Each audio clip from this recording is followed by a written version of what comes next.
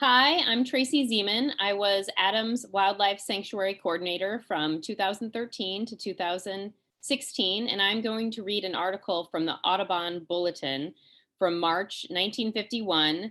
It was written by C.O. Decker, who was an honorary board member. The article is called A History of the Illinois Audubon Society.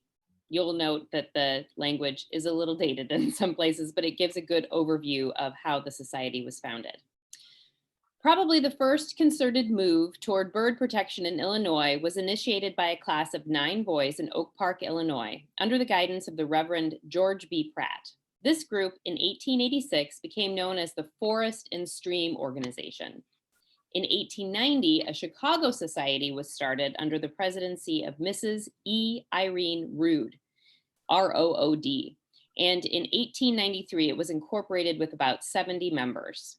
Its most important work was that it inspired and largely managed the Audubon Congress held in Chicago in October 1893 during the Columbian Exposition. Mrs. Rood's work took her away from Chicago, and after a life of about 4 years, the society's activity ceased. In 1896 and 1897, another strong movement toward bird protection started. The group was organized through the efforts of such working bird lovers as Mrs. Sarah A. Hubbard, Mrs. John V. Farwell, Jr., Mr. Ruthven Dean, Reverend George B. Pratt, Mr. Edward B. Clark, and others.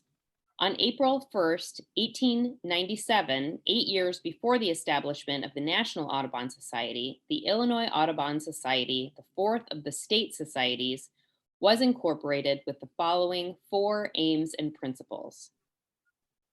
First, to encourage the study of birds, particularly in the schools, and to disseminate literature relating to them. Second, to work for the betterment and enforcement of state and federal laws relating to birds. Third, to discourage the wearing of any feathers except those of the ostrich and domestic fowls.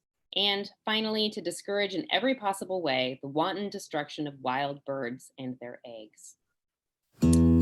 Happy anniversary, Illinois Audubon.